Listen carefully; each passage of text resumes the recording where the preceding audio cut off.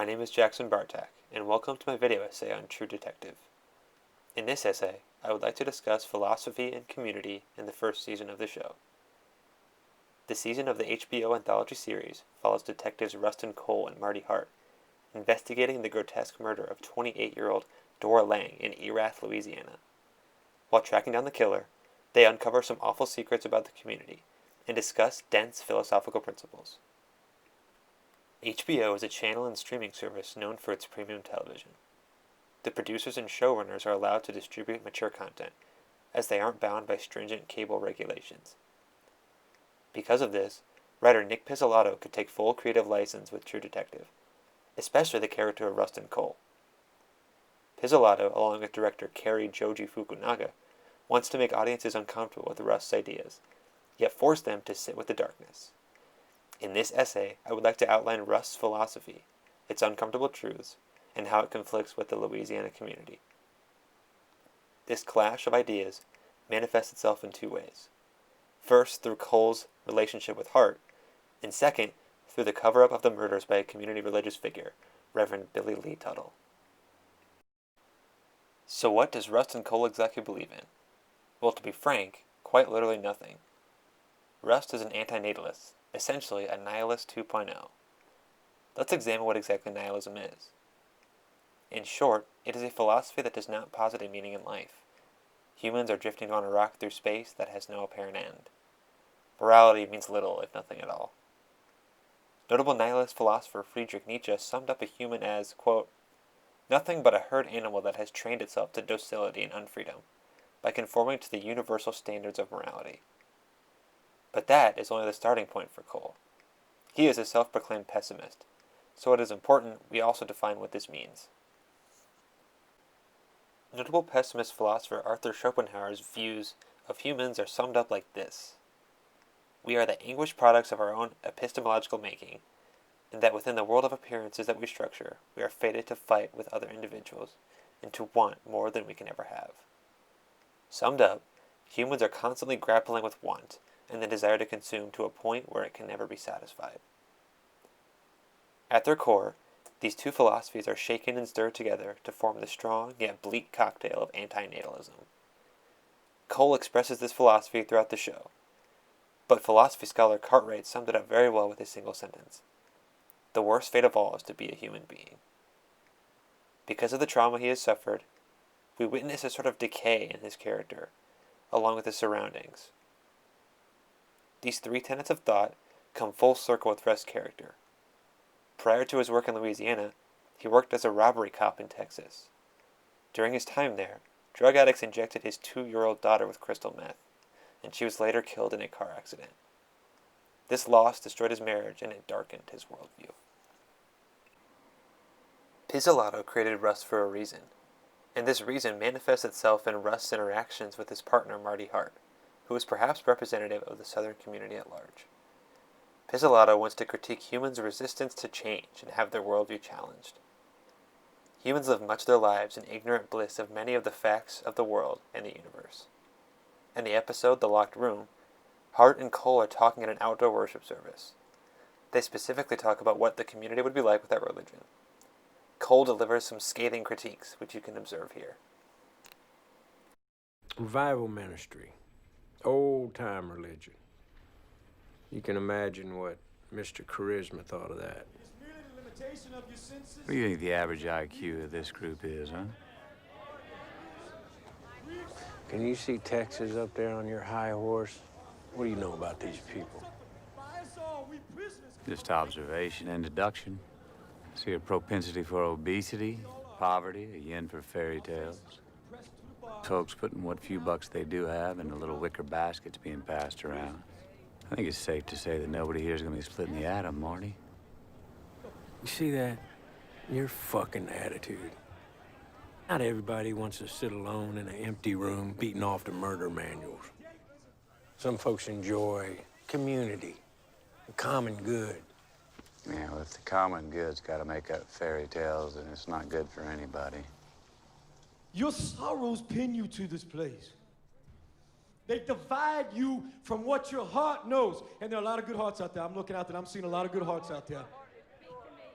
I see a lot of joy out there.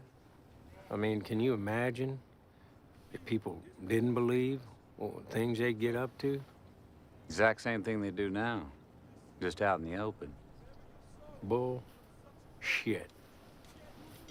There'd be a fucking freak show of murder and debauchery, and you know it. If the only thing keeping a person decent is the expectation of divine reward, then, brother, that person is a piece of shit. And I'd like to get as many of them out in the open as possible. I guess your judgment is infallible, piece of shit wise. You think that notebook is a stone tablet? What's it say about life? You gotta get together. Tell yourself stories that violate every law of the universe.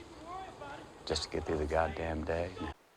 I would like to make a deeper connection to the philosophers I mentioned in the Southern community in the show's first season. Screenwriter Stephanie Moyers dives into the innate fears of humanity, positing that reality and metaphysics are inherently connected, being, quote, the same constant variable. Schopenhauer and Nietzsche often dissect the meaning of life and reality, or lack thereof, in much of their work. One of Nietzsche's most famous quotes is, "God is dead and we have killed him." While I think it is a mistake to view Southerners as a homogeneous group of Christian fundamentalists, in towns like Erath, atheism and views that espouse Nietzschean ideas are likely not looked upon with kindness.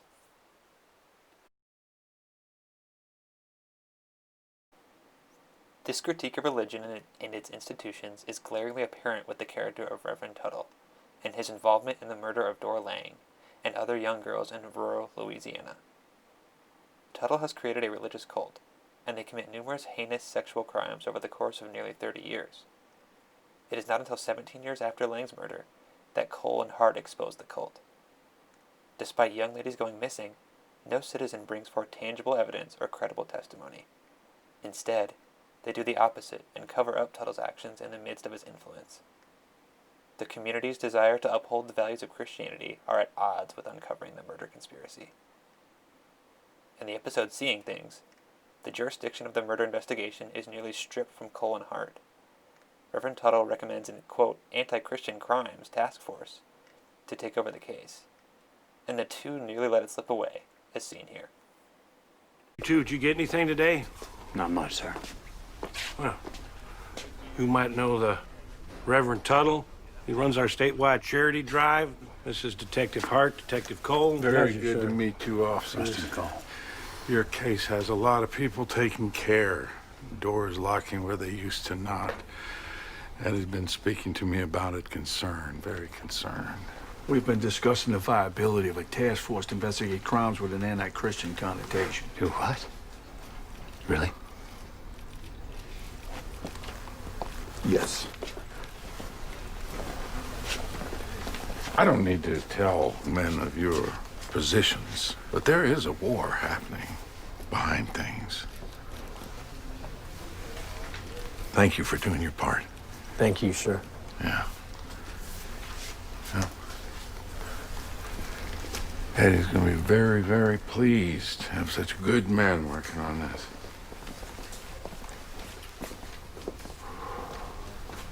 You kidding me? Fucking believable. Anti-Christian. You fucks. And who the fuck's Eddie? Huh? Is he serious? Well, he doesn't have a television. Who's Eddie? And he's from Texas. He's the fucking governor, Edwin Tuttle. They're first cousins. That makes sense. Yeah, that's the sound of the big machine, Cole. It's gearing up to pound your ass. It's the sound of a gaggle of hens. Yeah, you better watch your mouth or they're gonna peck your eyes out. You can see in the clip how much the police trust the Reverend.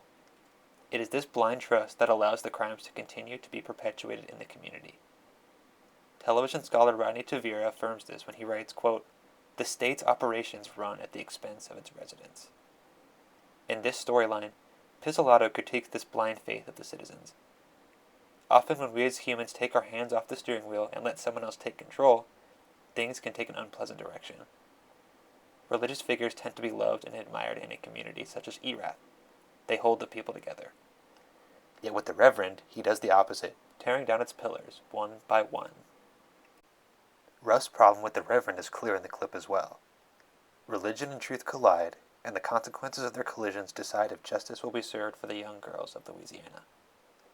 Sparrow and Graham analyze this disdain for authority as they write, quote, Rust's pessimism drives his view that some of our favorite institutions and beliefs are ultimately illusions.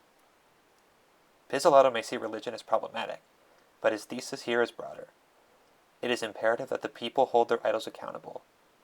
He uses this example of faith and religion, which can cloud this enforcement of accountability. Journalist Tom Hawking maintains this viewpoint as he states in an article that True Detective isn't so much anti-religion as it is anti-self-delusion. The citizens of the town may be in denial that the values they've held for so long are being exploited. Toward the end of the show, however, Rust has a rebirth of sorts. He has a surreal experience and feels a close connection to his daughter after the perpetrator is killed. The stylistic shots in the final episode, Form and Void, reinforce what is going on in his head. These shots, according to Jessica Balantazigui, actively undermine the process of rational deduction and forensic evidence and examination. Rustin's rediscovery of purpose perhaps reconciles with his philosophy. Philosophy scholar Finn Janning affirms this as he writes, Cole's experience stands in stark contrast to his explicit pessimism 17 years earlier. So why is it that humans resist change and loathe criticism of their beliefs? It may be human nature, or it could be something else entirely. At its core, this is what weed Pizzolatto is trying to uproot with Rust and Cole and True Detective. Our consciences and impulses are predisposed towards self-interest and greed. Philosophies like pessimism and nihilism acknowledge this fact and attempt to address it. Yet in our daily lives, we often try to shield this part of ourselves and pretend like it is not there. Through the philosophy of Cole and setting of the show, Pizzolatto blasts this side of human nature. The clash of opposing values often has consequences, and in True Detective, those consequences became dire.